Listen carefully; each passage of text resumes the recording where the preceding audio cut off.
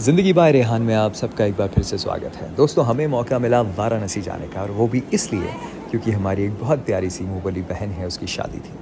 अब वाराणसी जा रहे हैं और वंदे भारत का इस्तेमाल ना करें तो फिर तो मज़ा नहीं आएगा ना, क्योंकि नया एक्सपीरियंस है और सच में जो एक्सटीरियर और इंटीरियर वंदे भारत का था वो बहुत ही खूबसूरत था। मतलब लग रहा है कि हम अब इंटरनेशनल स्टैंडर्ड के हो रहे हैं।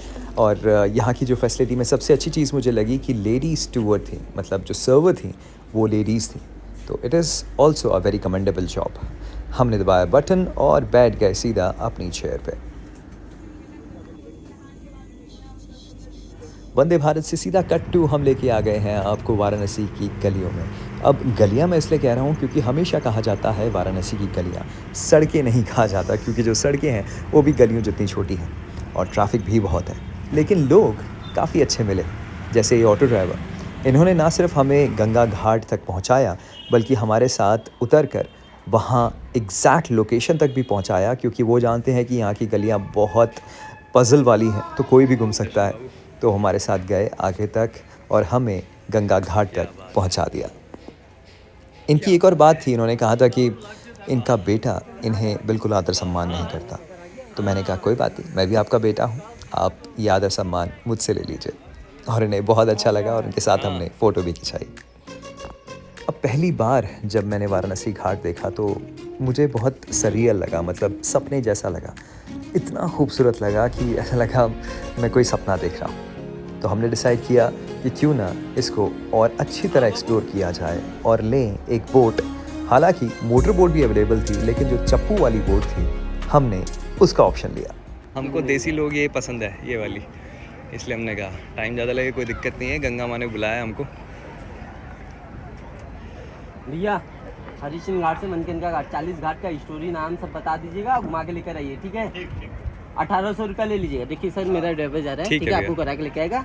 हैप्पी होने से कुछ इनाम टिप दे सकते हैं। डन डन, ठीक है, आइए। एक सबसे अच्छी बात वाराणसी में आके लगी कि हमें जो भी इंसान टकराया, उस इंसान का नाम भगवान के नाम से था। अब इनका नाम नंदलाल है और इन्होंने भी बहुत प्यार से हमें पूरे दर्शन कराए और बहुत सारी इन्फॉर्मेशन भी दी। सत्यवाजी राजा जो थे, हाँ। ठीक है ना, यहाँ वो डेड बॉडी जलाने का काम किया करते थे। ठीक है? अच्छा जी, ये जिंदा ही स्वर्ग गए। अच्छा, यहाँ जिंदा से- स्वर्ग है। जी, यहाँ से जिंदा ही स्वर्ग गए। अच्छा जी, यहाँ हाथ जोड़ करके आप लोग नमस्कार कर लीजिए। अच्छा, कहाँ, किस साइड? फिर जब तक हम कोई नया सवाल पूछते, हमारी मैडम ने बड़ा ही साइंटिफिक सवाल पूछ लिया। ये कितना गहरा होगा नीचे अभी? जी, इधर अभी इसमें 30 फीट है। 30 फीट है? जाएंगे 30 फीट है? जी, हाँ, आगे जाएंगे तो आगे जाएंगे, आगे पत्ती मिलेगा। फिर जब तक हम नंदलाल जी से कहानियाँ और किस्से सुन रहे थे, तब तक एक और बोट हमारी तरफ आते हुए दिखी। अब हमें पहले समझ नहीं आया कि क्यों आ रही है, लेकिन जब आई तो फिर पता चला। दान में करती थी। ये आए पक्षी दाना देने वाला। कैसा दिया पक्षी दाना? कितना लेना है? 1-2 पैकेट ले लिए, खिलाइए बढ़िया से लोगों पक्षी को। बहुत ज्यादा नहीं, देखो इतना तो हम भी खा खाते लेंगे। रहेंगे, खाते रहेंगे। पक्षी को दाना है, थोड़ा खिलाइए, इतना ढेर सारे हैं। एक पैकेट कितने का? एक ही दे दे। हैं? एक ये 100 का, आधा किलो है। 100 का? आधा किलो है। खिलाइए दीदी, कम पर तो खिलाएंगी तभी ना कहेंगे कि हाँ। ये दाना है तो हमने पक्षी दाना ले लिया है ओ भैया से, काका से वहाँ से। अब हम पक्षियों को खिलाएंगे, जितने भी यहाँ पक्षी है, देखते हैं कितने आते हैं। Stay tuned. तो पक्षी दाना के नाम पे हमें मिली ये नमकीन जो ऑयल फ्राइड है और इंसान इसे खाते हैं। अब मुझे नहीं पता ये पक्षियों को क्यों खिला रहे हैं, बट बोलते हैं कि इन पक्षियों को बड़े पसंद है। अब पक्षियों को ऑयल फ्राइड चीज़ें कब से पसंद हो गई वो मुझे नहीं पता, बट ठीक है, ये एक चलन चलता आ रहा है, तो इस चलन में हमने भी कोशिश की कि देखते हैं पक्षियों को पसंद है या नहीं, और उन्हें बहुत ज़्यादा पसंद है। हाँ, आओ।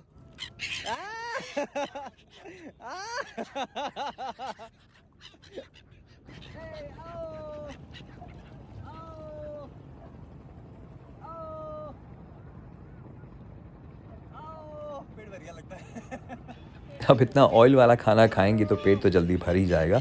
बस उम्मीद है इनका पेट इससे ख़राब ना हो, क्योंकि सिर्फ हम ही नहीं हैं, यहाँ पे जितने भी लोग हैं उन सबको ये पक्षी दाना के नाम पे नमकीन ही मिलता है।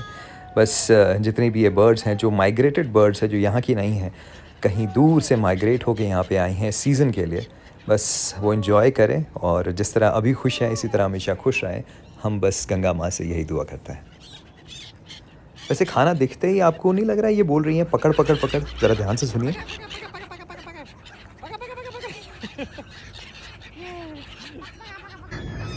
और संजय, हाँ जी। वो दिकपतिया घाट है। हाँ। श्री श्री सीताराम ओलकर ने बनवाया है। अच्छा अरे श्री श्री सीताराम दास ओमकार नाथ ने बनवाया है। अच्छा। ये नंदलाल जी ने अपनी पूरी एनर्जी के साथ हर एक घाट की बहुत डिटेल इन्फॉर्मेशन दी। इससे एक बात तो खैर पता चल गई कि हर एक घाट अपने आप में अनगिनत कहानियाँ लेके आता है, कुछ किस्से और कुछ रहस्य भी। हाथ जोड़ करके नमस्कार कर लीजिए आप। इधर 64 रूप बदलता रहता है। जी जी जी जी। काका को चप्पू चलाते देख मुझसे रहा नहीं गया, तो मैंने उन्हें दरख्वास्त की कि मुझे भी अपनी ये नाव चलाने दीजिए। थोड़ी विनती के बाद उन्होंने ये ऑफ़र एक्सेप्ट कर लिया और उसके बाद जैसे ही हमारे हाथ में चप्पू लगा, हमारे अंदर का शायर बाहर निकल आया।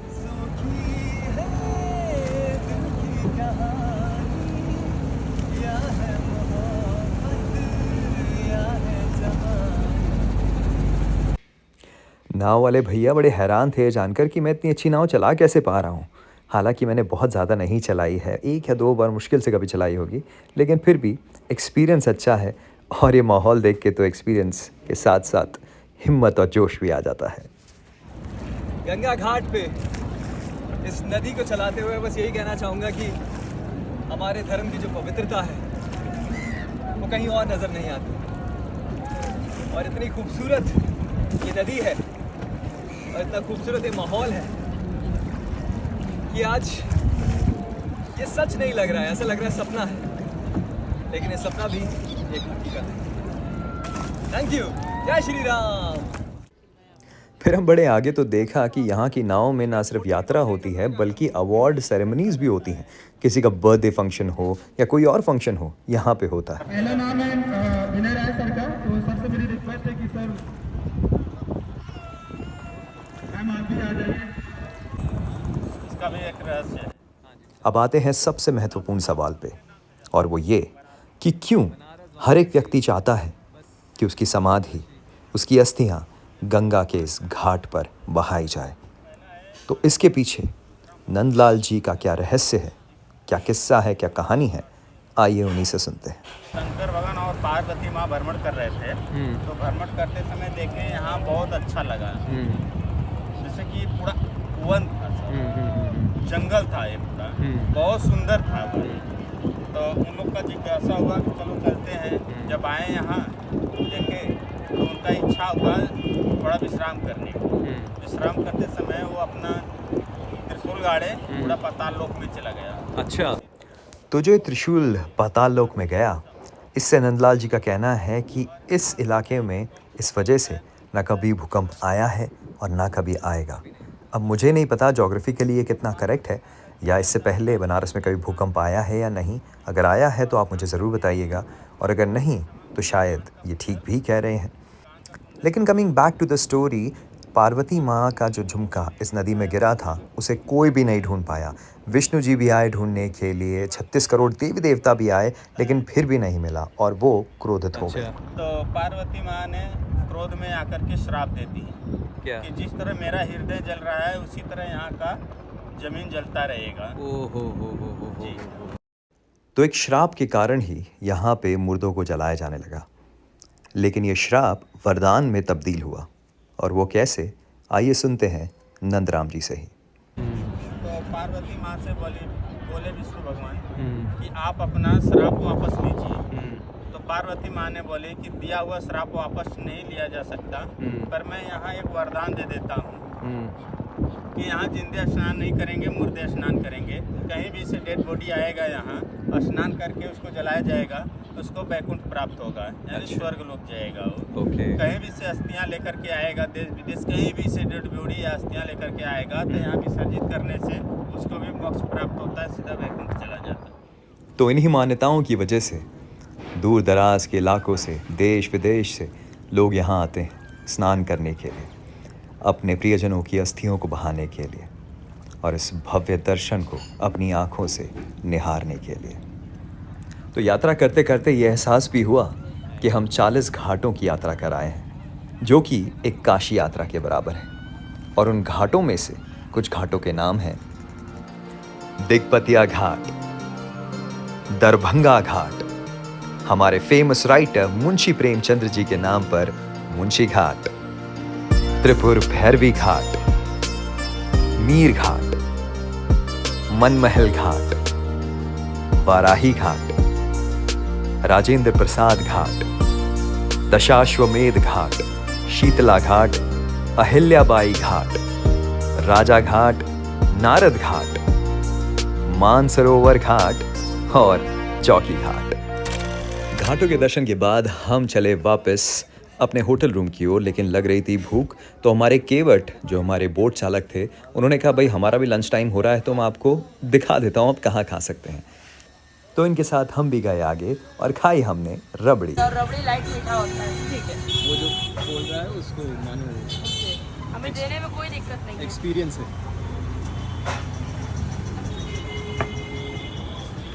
ये लेना बेटा।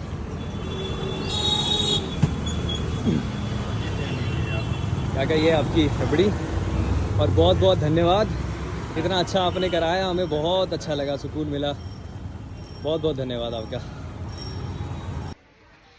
तो रबड़ी थी बहुत बढ़िया। और उसके बाद हम कुछ देर और घूमे बनारस की गलियों में। अब गलियां घूमते घूमते मन में विचार आया कि यार बनारस का पान भी तो खाना है, वो भी तो रह गया। और लकीली हमें बनारसी पान वाला मिल ही गया।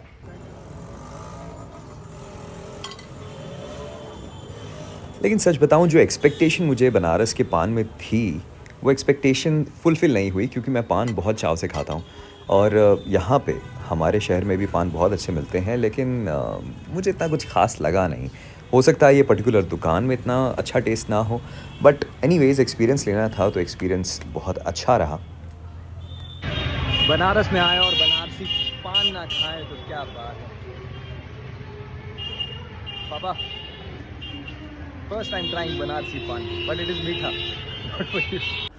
तो पान खाने के बाद हम चले अपने रूम में वापस। लेकिन रास्ते में ये जो नज़ारा है ना, ये देख के मुझे थोड़ा दुख होता है, क्योंकि अभी भी हम बहुत पुराने विचारों में, रीति रिवाजों में जी रहे हैं। एक छोटी सी बच्ची अपनी ज़िंदगी से खेल रही है, अपनी ज़िंदगी दांव पे लगा के अपनी माँ को पैसा दिलाने के लिए ये करतब कर रही है, और माँ नीचे खड़े होकर देख रही है। पर यह भी एक ज़िंदगी की सच्चाई है जिसको ठुकरा नहीं सकते। लेकिन आज के ब्लॉग में बस इतना ही दोस्तों। अब वापस जा रहे हैं वंदे भारत से अपने डेस्टिनेशन, अपने घर की ओर। पर रास्ते में प्रयागराज के स्टेशन के पास मुझे ये बस्ती दिखी, जिसका मेंशन गूगल में कहीं नहीं है, कोई इन्फॉर्मेशन नहीं है, लेकिन ये बस्ती उस तरह से दिख रही है जैसे कभी आपने फिल्मों में देखा होगा कि चारों तरफ तबाही हो जाती है और उसके बाद लोग छोटे छोटे हट्स बना के, शेल्टर बना के रहने लग जाते हैं। ये किस चीज़ का कैंप है? अगर आपको इसके बारे में इन्फॉर्मेशन है तो मुझे प्लीज़ बताइएगा, क्योंकि मैं बहुत उत्सुक हूँ।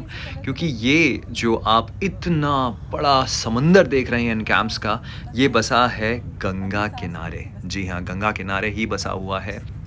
और इस ब्रिज को देख के लग रहा है कि ये एक बहुत ही प्लान्ड प्रोजेक्ट है, लेकिन बस्ती के लिए प्लान्ड प्रोजेक्ट इस तरह से आई एम लिटिल कन्फ्यूज्ड। तो प्लीज़ मुझे बताइएगा। पर आज के लिए बस इतना ही दोस्तों। ज़िंदगी बाय रेहान इसी तरह मेरे साथ देखते रहिए। ज़िंदगी के बारे में कुछ ना कुछ दिल से जुड़ी हुई बातें आपके साथ करते रहेंगे। तब तक के लिए मुझे दीजिए इजाज़त। नमस्कार।